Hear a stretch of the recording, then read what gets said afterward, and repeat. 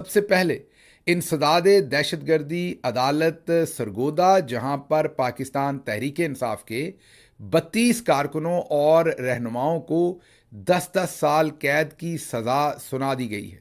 9 مئی سے ریلیٹڈ یہ کیسز تھے۔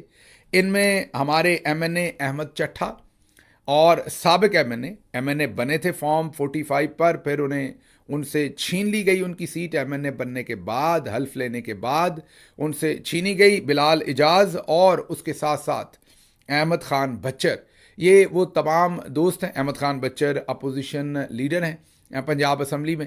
ان تمام دوستوں کو 10 سال کی، اور اس کے ساتھ ہمارے 32 ورکرز ہیں جن کو 10 سال قید کی سزا سنائی گئی ہے۔ پہلے کچھ فیکٹس رکھتے ہیں آپ کے سامنے، پھر بتائیں گے کہ یہ سزائیں اس وقت کیوں سنائی جا رہی ہیں۔ میاں والی کے اندر یہ وقوعہ بنایا گیا تھا 9 مئی کا، اور تھانہ موسیٰ خیل غالباً تھا جس کے اندر یہ کیس رجسٹرڈ کیا گیا تھا۔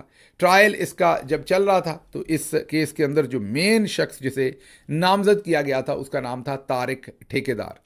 کہا یہ گیا تھا کہ طارق ٹھیکیدار وہ شخص تھا جو ویگو ڈالا لے کے آیا تھا، اور اس نے لوگوں کو اکٹھا کیا، ورغلایا، بھڑکایا اور یہ سارا حملہ کروایا۔ طارق ٹھیکیدار نے بعد میں پریس کانفرنس کر دی اور کہا کہ میرا اب پی ٹی آئی سے کوئی لینا دینا نہیں۔ ان کی اس پریس کانفرنس کے بعد ایف آئی آر کے اندر جو مرکزی ملزم تھا اس کو چھوڑ دیا گیا، اس کو باعزت چھوڑ دیا گیا، اور آج تک اس کے خلاف کوئی کارروائی نہیں ہوئی۔ لیکن باقی لوگ جو ایف آئی آر کے مطابق ان کے جرم میں ان کے ساتھ شریک تھے، ان کو آج 10 سال کے لیے لٹکا دیا گیا ہے۔ اس میں کوئی تفریق نہیں رکھی گئی کہ کسی نے آگ لگائی یا توڑ پھوڑ کی یا کسی کو زخمی کیا یا حملہ کیا یا کوئی محض کھڑا رہا۔ کوئی کسی کا کچھ بھی ایکٹ تھا، سبھی کو 10 سال سزا دے دی گئی ہے بغیر کسی تفریق کے۔